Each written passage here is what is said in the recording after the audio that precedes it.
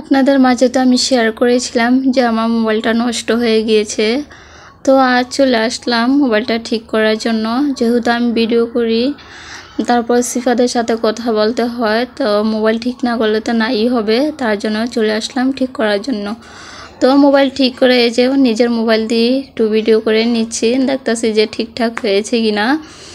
তো এদিকে আমার শিফা মাকে নিয়ে আমি দাঁড়িয়ে আছি গাড়ির জন্য, আর একটু ভিডিও করে নিলাম।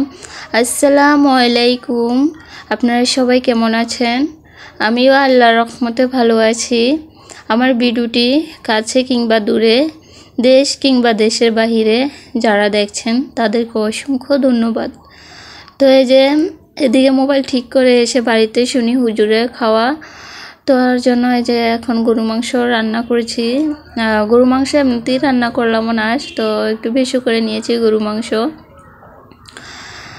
তো এই যে এদিকে মাংসটা সিদ্ধ হয়ে আসছে, তো এদিকে আলুটা দিয়ে ঢাকনা দিয়ে ঢেকে দিলাম, আর এদিকে খিচুড়ি বসাচ্ছি। তো মাকে দেখি মশলাগুলো দিচ্ছি এদিকে।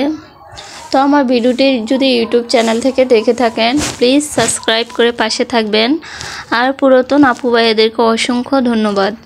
যদি ফেসবুক পেজ থেকে দেখে থাকেন ফলো দিয়ে পাশে থাকবেন। এদিকে লাউ শাক ভাজি করে নিয়েছি, তো লাউ শাকটা একটা বাটিতে বেড়ে নিলাম। তো লাউ শাকটা কিছুটা ঠেড়ে ঠেড়ে, তো মাকে বলতেছিলাম যে মা শাকটা কেমন জানি, তো মাও বলতেছিলেন হ্যাঁ শাকটা এরকমই। তো এই যে গরু মাংস রান্নাটা কেমন হয়েছে আপনারা দেখি বুঝতে পারছেন, খুবই লোভনীয় হয়েছে, খেতে কিন্তু ভীষণ মজা হয়েছে। যেহেতু আমি ইফতারের পরে ভয়েসটা দিচ্ছি, তো এই যে আমি এখন ইফতারের জন্য সব কিছু প্লেটে রেডি করে নিচ্ছি।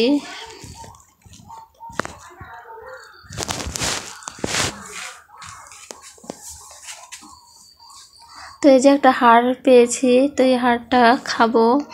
তো আমার কাছে হাড় অনেক ভালো লাগে খেতে গরুর। তো মাখা মাখা হয়েছে মাংসটা। এদিকে বোম্বাই মরিচের আচার নিয়েছি, আর এদিকে বেগুন নিয়েছি, আর একটা টমেটো, পাকা টমেটো। আজকে ভিডিও এই পর্যন্ত, আল্লাহ হাফেজ।